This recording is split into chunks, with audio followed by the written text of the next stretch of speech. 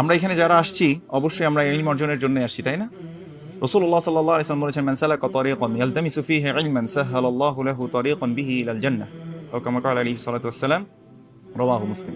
রাসূল সাল্লাল্লাহু আলাইহি ওয়াসাল্লাম বলেছেন, যে ব্যক্তি মান সালাকা তারিকান, পথ চলা শুরু করলো, ইয়ালতামিসু ফীহি ইলমান, তার উদ্দেশ্য হচ্ছে ইলম সে কি করবে, অর্জন করবে। এখনো কিন্তু সেই মুফতি সাহেব হয় নাই, মুহাদ্দিস হয় নাই, হ্যাঁ, কোনো বড় আলেম হয়ে যায়নি, দায়ী হয়নি, কিচ্ছু হয়নি, জাস্ট মান সালাকা তারিকান, পথ চলা কি করলো, শুরু করলো। আল্লাহ রাসূল সাল্লাল্লাহু আলাইহি সাল্লাম বলেছেন, সাহহালাল্লাহু লাহু বিহি তারিকান ইলাল জান্নাহ, এর মাধ্যমে আল্লাহ সুবহানাহু ওয়া তাআলা তার জান্নাতের পথকে কি করে দিবেন, সহজ করে দেবেন। ইলমকে আল্লাহ সুবহানাহু ওয়া তাআলা রাসূলুল্লাহ সাল্লাল্লাহু আলাইহি ওয়াসাল্লামের মাধ্যমে আমাদেরকে জানিয়ে দিলেন, এতটা মর্যাদা দিয়েছেন।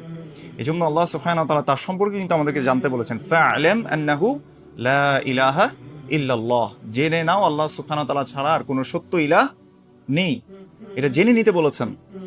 কুল হাল ইয়াস্তাবিল লাযীনা ইয়া'লামুনা ওয়াল লাযীনা লা ইয়া'লামুন, আল্লাহ সুবহানাহু ওয়া তাআলা বলেছেন, যারা জানেন আর যারা জানেন না তারা কি উভয় সমান?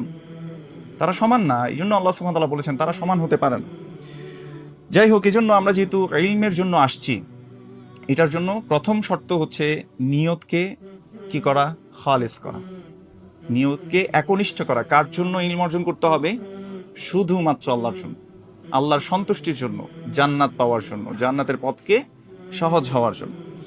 এই জন্য আমরা দেখি যে ইলমকে মর্যাদা দিয়েছেন, ইয়ারফাইল্লাহু আল্লাযীনা আমানু মিনকুম ওয়াল্লাযীনা উতুল ইলমা দারাজাত।